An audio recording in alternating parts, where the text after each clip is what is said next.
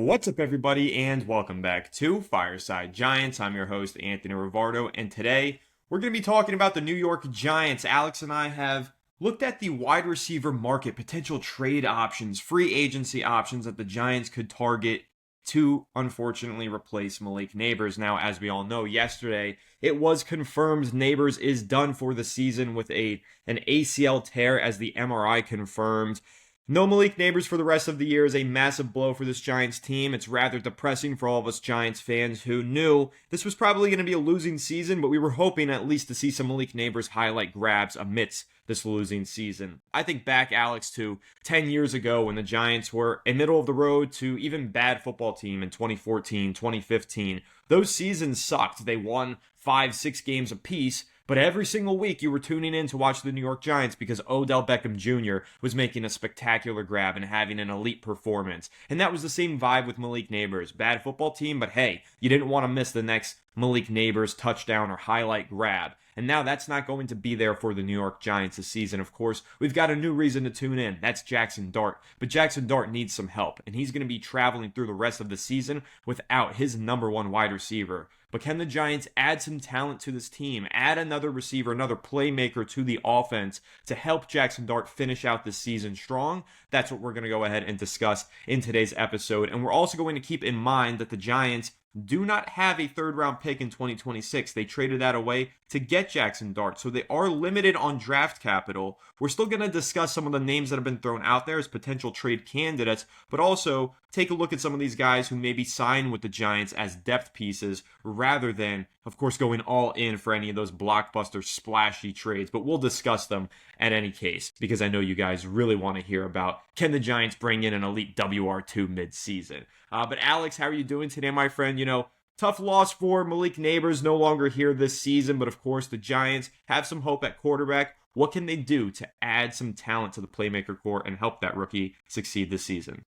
Yeah, I mean, listen, it's a tough situation if you're Jackson Dart. You get your first start and immediately lose to your best offensive playmaker. So the adversity is real. I mean, this is also an opportunity for Dart to say, hey, I can rise above that. I can make everybody else around me better. I wrote this morning, Anthony, about a player I think could really stand to gain a lot from this situation. It's Wan'Dale Robinson. The reason I say that, he's in a contract year. Wan'Dale Robinson, buddy, if you want to make that bag, you step up right now and make yourself available to Dart as a weapon and obviously a reliable one. If he can become that guy, the one that Dart leans on heavily in situations and he carves out an even bigger role for himself, he's going to get paid for it too. So I think that we have to look internal before we look external. Obviously, Darius Slayton becomes that de facto WR1, even though, you know, we kind of know what his role is. We're going to see a lot more of Jalen Hyatt. So if you guys were wondering if Hyatt has any value left, we're going to find out. Last week, he didn't really do much. He didn't really get that many opportunities. He was on the field, but didn't really get targeted. So, you know, we're going to see if they start to actually like scheme him open or get him involved. But I don't know. Like, I look at this team, I look at this wide receiver group, and I say, yeah, this is a group that is lacking talent now. Nabers elevated their floor substantially. Like, they made them a competent group. He did specifically. Behind him, you got Slayton, who's kind of more of a high-end WR3 type of guy. You got Hyatt, who is not even a guy that should be playing. And then Wan'Dale, who we like as a slot receiver, but does have a lot left to be desired. So beyond them, it's undrafted free agents. This guy's like Bo Collins, and you have Montrell Washingtons of the world on the practice squad. Like, there's not much there. So the Giants may have to bring in somebody. They probably will, and we'll talk about those different options, whether it be trade out candidates, whether it be signing guys from practice squads. But Anthony, looking at the situation right now, who's a guy that you think has to step up and really provides more value? Really just rise to the occasion right now. Yeah, there's a few guys that come to mind. I'll start with Darius Slayton needs to play better than he has through the first 3 weeks of the season, right? He started to pick it up a little bit last week versus the Los Angeles Chargers. He had a couple of clutch receptions delivered by Jackson Dart, but we need more of that because in the past, Darius Slayton has been in this position before. He's had to step up and be the number one receiver of this team, and he's given the Giants 700, almost 800 yards before. Now, you're going to have to do it again, buddy. I'm sorry. I know that's not what Darius Slayton expected for the season. It's not what the Giants expected for the season, but he needs to be that number one receiver for the Giants once again. So, Slayton needs to elevate. But of course, this is going to have a trickle-down effect. With Slayton now becoming the number one target, Wan'Dale Robinson has been dormant the last 2 weeks. He had a hot start to the season, week 1 and 2, especially week 2, he had a career high in receiving yards. Week 3, barely touched the ball. Week 4, barely touched the ball. Wandale, bounce back, buddy. The Giants need you. And then you move even further down the depth chart. Jalen Hyatt, you've barely seen the field. You've become a non-contributor to this offense. It's time. It's now or never. Do or die, Jalen Hyatt. If you don't have some string of decent performances down the stretch of the season, you're as good as gone, buddy. So it's time to step up. And then Bo Collins, this is a player who really earned the right to be on this roster throughout the summer. Impressive performances in training camp, solid plays in the preseason. Now it's the regular season. This undrafted rookie, it's his time to shine. He has to step up. So everybody, I know I literally just went through the whole Giants receiving corps, but all of them need to step up and rise to the occasion. This is what you do in football. This is a team sport. Your number one receiver goes down. Everybody collectively has to pick it up for him. That's the way this is played. That's why the Giants are trying to instill a culture of family, a culture of togetherness. That's what that means. When Nabers is down, the other 4 guys in the receiving corps, now you need to be up. Step up and make those plays for Malik Nabers. But really, it's going to be tough because the 4 guys that I mentioned here, Alex, none of them combine to even remotely fill the void of Malik Nabers. You think about this offense, the shape of it. Cam Scadaboo's had a lot of running room in recent weeks. He's been picking up yardage. He's looked really good. A lot of that is because the New York Giants, they don't face a ton of loaded boxes because they're usually double teaming on the outside Malik Nabers. That takes a guy out of the box. That frees up space in the middle of the field for Cam Scadaboo in this rushing attack. Now with Malik Nabers no longer on the field, they don't need to double team any of these receivers. They're putting a guy back in the box. That's going to close out rushing lanes for Cam Scadaboo and make life harder for the New York Giants at the line of scrimmage. So this is going to have a massive effect on the Giants offense and the way that it operates. And no one player is going to be able to step up and have that same impact on the offense that Malik Nabers is going to have. So it's going to need to be a collective effort. And it's also really, Alex, it's going to rely on Jackson Dart.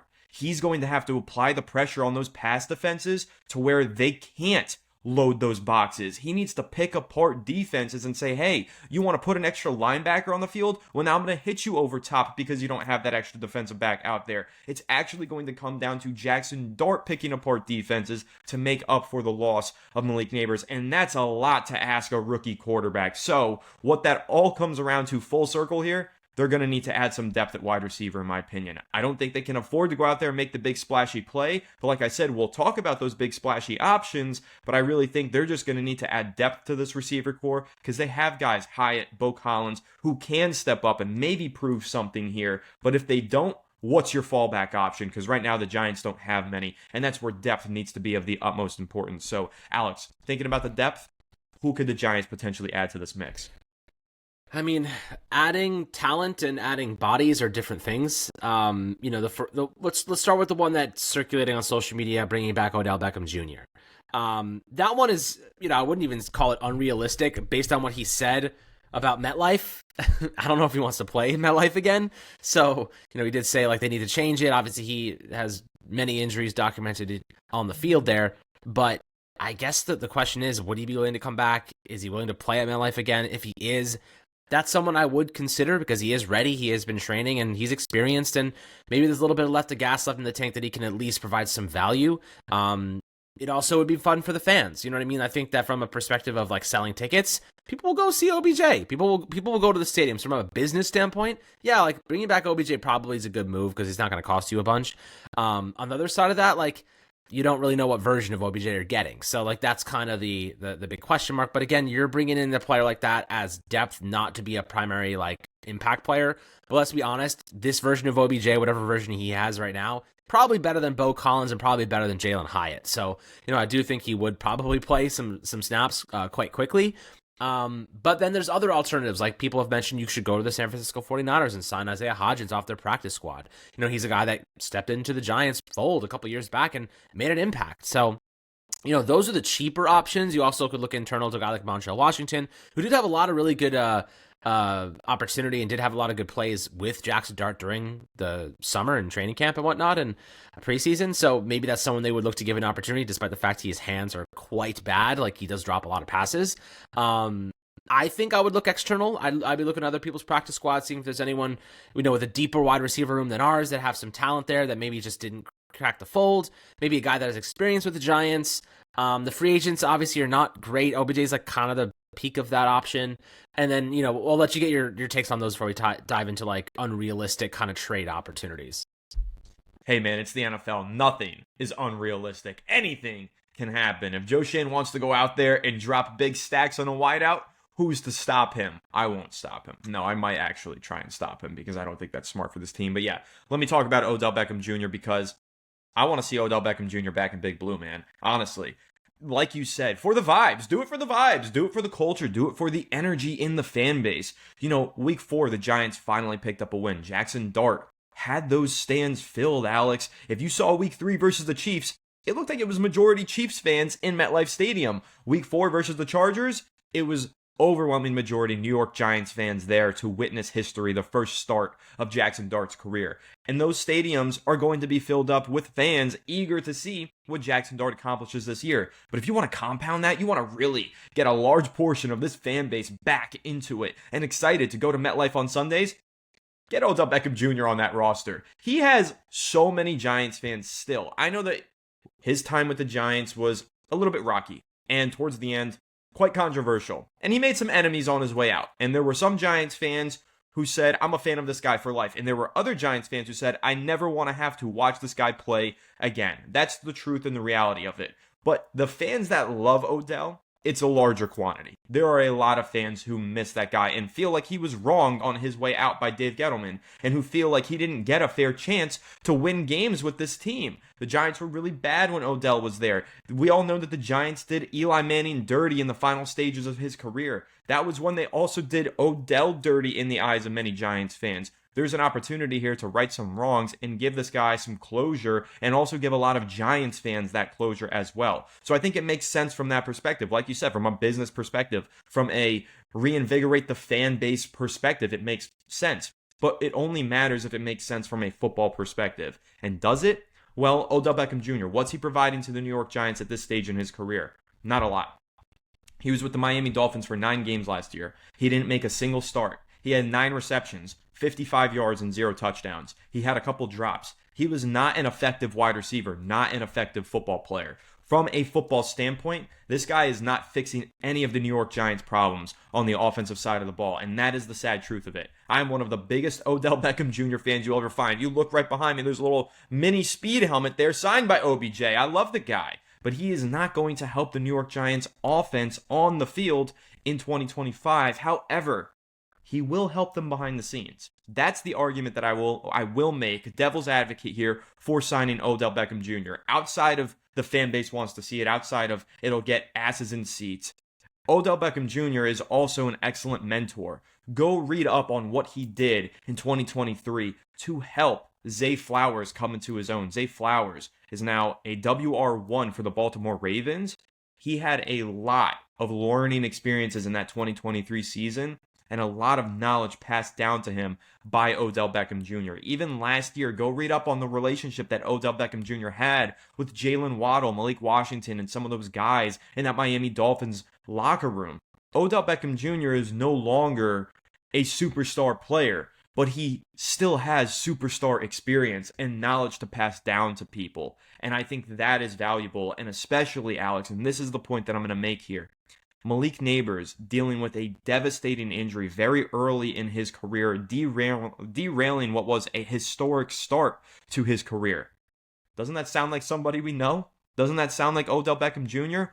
Who better to mentor Malik Nabers and guide him on his path during recovery? So that's the best argument that I'll make for Odell Beckham Jr. And again, it's really a devil's advocate argument because I think the Giants should prioritize football more than anything. And I don't think Odell contributes a lot to them on the football field. But in the locker room, in the clubhouse, with Malik Nabers and his injury progression, I think that's where Odell Beckham Jr. could potentially help this team out. And then you mentioned Isaiah Hodgins. Hodgins is a guy who knows this team, who knows this culture, knows this fan base, and knows this head coach quite well. His relationship with Brian Daboll spans back to 2020, I believe it is, from when he was with the Buffalo Bills. So I like the idea of bringing back Isaiah Hodgins. He was effective for the Giants for a time, and he's just a good professional, right? He's got the right mindset, right energy, and he's one of those guys. WR6 gets thrown into the game. He plays bigger than that. He plays like he's WR1. That's what he wants to do when he's on the field. So I actually really like the idea of adding Isaiah Hodgins. I think he can help the Giants more than just in the locker room, but also on the football field. So rather than going for a guy who just helps you in the locker room, I would target Isaiah Hodgins off of a practice squad. Easy signing right there to reintegrate with the culture. I think Hodgins makes a lot of sense for this team.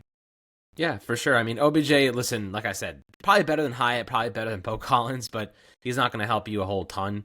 Hodgins is probably the better move there just because he's younger. Doesn't have that lengthy injury history, and he probably can contribute immediately as well. So, again, we're not talking about players that are going to change the course of a season. OBJ is not changing the course of the season. Hodgins is not changing the course of the season. Bo Collins is not. Nabers changes the course of his season. He is a superstar. He's one of the top 5 receivers in the game. So there is no replacing him. The only way you can replace him is through the aggregate by getting the ball to your other playmakers and hopefully replicating what his stats would have been. So that's really the only hope the Giants have. Now, we can discuss the trade options out there, and there's ones that are extremely unlikely, and there's ones that are like, okay, like maybe there's a semblance of logic here. I'll start with the semblance of logic. A guy like Jacoby Myers could be logical because he did want a trade not too long ago. I know they signed Amari Cooper. He's like, I want out. He wants a contract, so maybe the Giants would be willing to acquire him and then extend him. So that's one that does make sense. I know one of your guys, Alec Pierce from the Colts, is a guy that you really like. He's also on a contract year. So, we'll start there. Guys that do make sense logically, guys that are on expiring deals, and they're not WR1s, but they could be better than anything we've had at WR2. They could be better than Darius Slayton. So, that's kind of an upgrade for us, especially long-term if you do decide you want to give them a nice extension too. Yeah, a couple of guys that you just mentioned. Alec Pierce, I really like because this is a player who has a larger role ahead of him in his NFL future, in my opinion. He's been playing kind of a WR3 role oftentimes with the Indianapolis Colts, as they have Josh Downs, they have Michael Pittman Jr., who is a really good player. That's their number one guy. And Pierce, he runs out there vertical, 6'3", big body. He jumps up there, makes ridiculous catches, and he has a lot of speed that he plays with. So you look at a guy, Alex, like Jalen Hyatt, who was sold to the Giants as this speedy guy, this burner downfield, but his physicality has prevented him from actually becoming that at the next level. Alec Pierce is a big, speedy guy with that physicality. He gives you what you wanted Jalen Hyatt to give you, and because he's never been in a prominent role in that Colts offense, he probably doesn't sign for a massive contract extension this offseason. So he's a guy you could perhaps trade for, maybe sending a mid to late round draft pick, and then signing him in the offseason, extending him, or maybe even extending him mid-season, and you're probably saving yourself quite a bit of money while upgrading at the wide receiver position. So Alec Pierce is a guy that I like. However, is it realistic? The Indianapolis Colts are a good football team this year, and I don't think they're going to try and disrupt anything. They have a 3-1 record. They look like they could win their division. They probably will not trade away Alec Pierce realistically. Now, Jacoby Myers is different. This is a guy that's number one receiver in that Las Vegas Raiders offense, outside of course, tight end Brock Bowers. But in terms of their receiving core, Jacoby Myers is their guy. Jacoby Myers is a really good football player. He can be a number one receiver. He is perfectly suited to be a top tier number 2 receiver. And that's a Raiders team that looks really bad this year, man. They're bottoming out at the sinking ship in that AFC West. They're not going to go far this season. Geno Smith can't stop throwing interceptions. Brock Bowers, a little bit of a regression. Ashton Genty, they've had a tough time fully getting him going in that offense. They look like a team that could sell off pieces at the deadline. And Jacoby Myers wants out. He wants a new contract extension, and he wants to be traded away from the Las Vegas Raiders. He makes a ton of sense for the New York Giants as they look to get a guy who not only could serve as WR1 this year, but be a perfect complementary WR2 next year with Malik Nabers. So Jacoby Myers would make a lot of sense. However, like I said, he wants out of Las Vegas because he wants a new contract. Can the Giants really afford to hand Jacoby Myers a big fat contract that he desires? I mean, what's he looking for? Perhaps $20 million per season? I don't know if that's something that the New York Giants realistically could afford to sign a 30-plus-year-old veteran wide receiver to, especially when you're considering they got to trade away probably a 4th or 5th round pick at least to acquire this 30-plus-year-old veteran wide receiver. So as much as I love the idea of Jakobi Meyers complementing Malik Nabers in 2026, leading the offense in 2025, I just don't know if it's something that the Giants can afford to do, especially knowing he's going to hit free agency this offseason. You could probably go ahead and sign him as a free agent and not have to give up that extra draft capital. So Jakobi Meyers, I do like a lot, but I'm going to say put a pin in that one, circle back to it in the 2026 offseason. He could be priority target number 1 for the New York Giants when free agency rolls around. Yeah, and obviously the draft plays a part here too. So we'll see like what kind of draft pick we have and, where our kind of strengths lie there, because the Giants could be looking to find another young receiver on a rookie contract. So they do have resources at their disposal, but, in my opinion, Anthony, at this point, I'm more inclined to draft a receiver than offensive line, because I think that we've had a hard time developing them. So I'd rather spend money to address the offensive line. Like, I think we should be bringing back Jermaine Illuminor. Not to say we won't draft one, because we might in the mid rounds, even the early rounds, depending on how things kind of shake out. But I would bring back Illuminor. I'd be looking to sign a veteran or two that can start and whatnot, and then you can use a mid round pick on an offensive lineman. But like, those receivers usually pan out if you get it right. Like, the receivers are good these days. Like in the first, second rounds, like you can find some good players, and I do think the Giants will probably be looking to target someone. Say, hey, this guy can step in and be our de facto WR1 until Nabers is back, ready to go. And then when he is back, we got 2 young studs at our disposal. And then you have Slayton as WR3. I don't know what happens with Wandale in this instance. We'll have to see. But the Giants have resources, right? We'll see how they kind of execute that plan in the offseason. But let's talk about some more unrealistic trade targets. I know people are going to be clamoring in the comments. How about T. Higgins? How about this guy or that guy? And I know the other day I texted Anthony, how about Romeo Dubes? And then he scored 3 touchdowns an hour later. So I don't think the Packers are very willing to trade him now with his big helmet. I know he's quite the target in the end zone. But yeah, there are more likely ones and more unlikely ones, of course. The big names, the guys that are making a lot of money, the Giants just don't have the cap space, like let alone it being realistic or not. They don't have the money to go out and get a guy that's on a big contract like a Higgins. But is there anybody else? Like, just looking through teams, it's hard to say. Like, who would even be available? Tyreek Hill gets injured yesterday, so he's pretty much done. It's tough. Did you mention Chris Olave yet? I did not mention Chris Olave. Obviously, he has his own injury history. Yes. A guy who I don't necessarily trust because of that. Right. Chris Olave, extensive injury history, so extensive that he's probably a concussion away from having a tough decision to make about his playing career. He's literally had, I think, 8 concussions in his NFL and college career, something crazy like that. And some of them have been really violent concussions as well. But what we do know about Chris Olave, let's talk about the positives. When healthy, prior to all of these injuries, he was off to a really hot start in his career. He looked like he could be a true star for the New Orleans Saints. It's been derailed by those injuries, but I do believe the talent is still there. And while maybe he no longer has the full potential of becoming a superstar number 1 receiver, could he be a really solid, maybe even arguably elite WR2 for an NFL team? Possibly. He's in technically the final season of his contract, Alex, but he has a club option, team option going into next season. His cap hit this year is only $6 million, so he's very easily affordable via trade this season, and a cap hit of $15 million next year. But if you extend him, you can lower that quite significantly in 2026.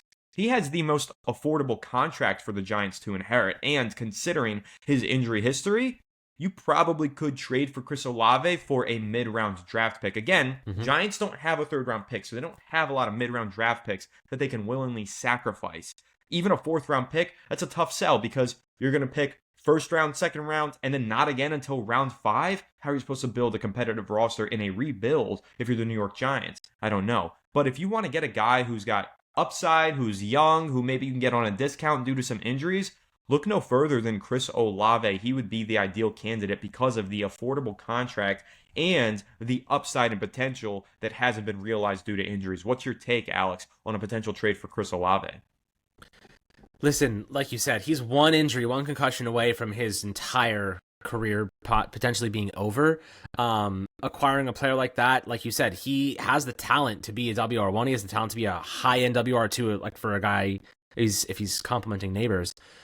This is a very talented player. And the Saints just don't have a great quarterback situation with Spencer Rattler. So, we'll see how they kind of go about that. But I wouldn't put it past the Saints to say like he is available. They are 0-4, and I wouldn't push it past them to say, yeah, like we'd be willing to trade him, but like I'm not giving a first round pick away for a guy with that injury history. I'm not even going to give a second round pick away for a guy with that injury history. So that's kind of where I run into it. It has to be a very fair deal, like very fair. They can't be demanding a whole lot because there's a lot of red flags. So if it was like a very fair deal where we didn't have to give up like as much as I might think we do, I would consider it. But again, that's a tough one with Olave because of that injury history. I don't know if I can trust him another way. I'm going to throw another guy out there, though. I don't think that they would do this just because they have a rookie quarterback, too. But what are your thoughts on Calvin Ridley? Calvin Ridley's a good player, but similar in the idea that he's aging and he's not somebody that I think you can inherit his contract, even if you're trading away a mid-round pick. I feel like he gets paid quite amount, if I'm not mistaken, even close to the 20s. So not he's a player that I would be eager to acquire. 4-year, $92 million deal. He's averaging about $23 million per season. He has an out after this year. He's 31. Obviously, like you said, he's a bit older now, and I don't even know if the Titans have no incentive to trade him. I guess they get draft capital, obviously, but like they're also kind of screwing Cam Ward even further, and they're already struggling. So, it kind of just depends on what direction they want to go. Receivers are tough to come by, like the good ones at nominal deals. I mean, it's tough. I wish like Cortland Sutton wasn't playing so well. He might be an opportunity.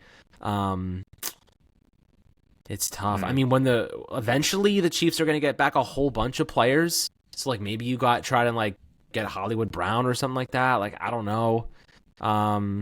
Those competitive teams are not going to trade away their top playmakers, though. Yeah, especially, exactly. Listen, exactly. Mahomes had enough trouble the first 3 weeks. He had to rely on Hollywood Brown. Now he's going to get more playmakers, but they're not going to want to thin that thing out again, considering what they just went through. So it's tough. You got to look at these bad teams like the Saints, but a lot of these bad teams don't have very attractive trade pieces in the first place, and that's where the Giants find themselves probably in a rock and a hard place. And I think especially so when you consider the Giants are a bad team, man. I know they just won a game, and that's why we're talking about this, and that's why we're excited. The Giants are 1-3. They are one game away from everybody falling back into doom and gloom. If they lose against the Saints this week, what's everybody going to be saying? They're going to be saying, fire everyone, fire Dable, fire Shane. So again, they're just not in a position, right? They're not in a position to trade mid-round premium capital. This is a team that needs to draft well. I agree with what you said earlier. This is a team that needs to draft a wide receiver early, develop a talent opposite Malik Nabers, who's only 2 years younger than him,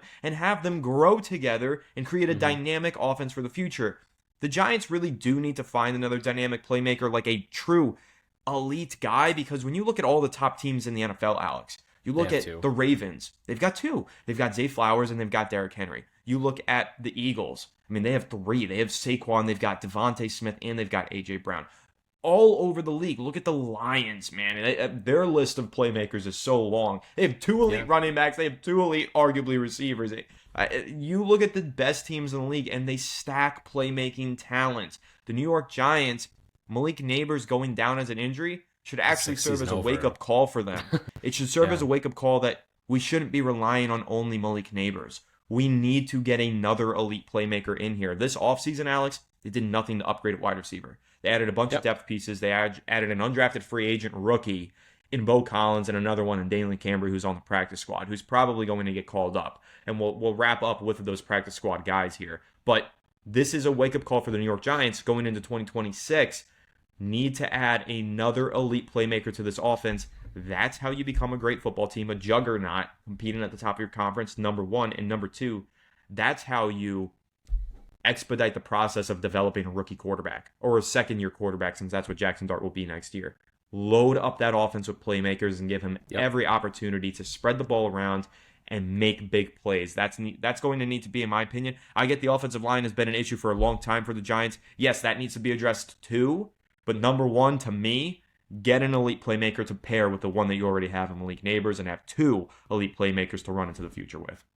Yep. I mean, that's what good teams do. We're still in the cycle of a transition here and kind of a rebuild, to be quite honest with you. So I'm not surprised we're a little bit lagging behind. They leaned on Nabers too much. She got injured. We know how that story goes. We saw it happen with OBJ. We've seen it happen with Saquon. Like, that star guy goes down and you're done. You're dead in the water. So, the Giants have needs. They have lots of them. If Dart looks good this season and keeps taking steps forward and compounding good weeks, you'll feel good about it. And that will encourage whoever's our GM, if it's Joe Shane or somebody else, to say, all right, we got our quarterback. Let's just invest everything we have in addressing the offensive line and the wide receiver room. Because you look at the defense, all those guys are under contract. Holland, Debo, obviously you have Dexter Lawrence and Kayvon and Brian Burns and Abdul Carter. All those guys are under contract. You don't have to worry about them next season. So you take everything you have, your resources, and you say, all right, this offense is getting a hell of a makeover, whether it's drafting heavy or spending some money on it. They're going to get a lot. They spent a lot of money on the defense this offseason, and it looked really good this past weekend. We know the upside is there. We know the talent is there. Next offseason, it's going to be about adjusting the offense and positioning Jackson Dart to be successful. So in the meantime, I think that this is an opportunity for them to evaluate the talent on their roster. Is Wandale worth extending? Does Darius Slade need to be WR3? Do we like this guy or that guy? Or is Theo Johnson good? You know what I mean? These are all decisions that are going to be happening in real time, but it's a good opportunity to also see some of those UDFAs like Bo Collins and whatnot. So I'm sure we'll see more of them. But in the meantime, we kind of wait. We see what the corresponding move will be. I'm sure they'll bring in somebody. I just don't think it's going to be someone they spend a lot of money or draft capital on. Totally agreed. I think that the New York Giants have a prime opportunity here to evaluate their roster, like you said. Is Theo Johnson a TE1? Is Darius Slayton a WR2? Is Wandale Robinson a WR2 or WR3? Or are those guys WR4s that you actually don't want to build around in 2026? This is the time to find out and evaluate, especially evaluating with the future of your franchise in Jackson Dart. So prime opportunity here for the Giants. But in the meantime, how do they get by? Well, we discussed all of the options that they could find outside of their facility, but within their facility, I like Montrell Washington. He provides the Giants with a lot of depth in the slot. He had some really big plays in the preseason, really good run after the catch, and great chemistry with Jackson Dart. So keep an eye on Montrell Washington potentially getting called up from the practice squad. Dalen Cambry, as well as another player who made a lot of plays during the preseason, had great chemistry, in fact, with Jameis Winston and some decent chemistry with Jackson Dart, but he provides a lot of special teams value, so good chance he gets called up as well. Now, another player to keep an eye on, Gunnar Olszewski has not contributed on the offensive side of the ball yet this season. He's currently on the Giants' active 53-man roster as their return specialist, but I could totally see him getting involved more on the offensive side of the ball as well here, since he did flash quite a bit as a receiver during the preseason. Looks like he's certainly improved in that regard. So those are the three guys within the Giants' ranks that I would keep an eye on here as potential additions for the New York Giants offense. But until then, a lot of options and a big opportunity for these playmakers currently on the roster to prove themselves to the coaching staff and to management and put something positive on film going into 2026. But that's pretty much going to wrap this one up, guys. Who do you want the New York Giants to add at wide receiver? Do you think that they should add anybody, or should they hold on to their assets and resources and just build with the guys that they have? Jalen Hyatt, though, needs to step up. That much I think we can all agree on. Make sure to leave a like if you enjoyed. Subscribe to the channel if you're new. Ring the bell so you don't miss an episode, and comment your thoughts down below in the comment section. If you're listening to Apple or Spotify, make sure to leave us a 5-star review, and go ahead and follow us on all of our social media channels at Fireside Giants. Without further ado, we'll catch you all on the next one. Have a good one, and let's go Jackson Dart.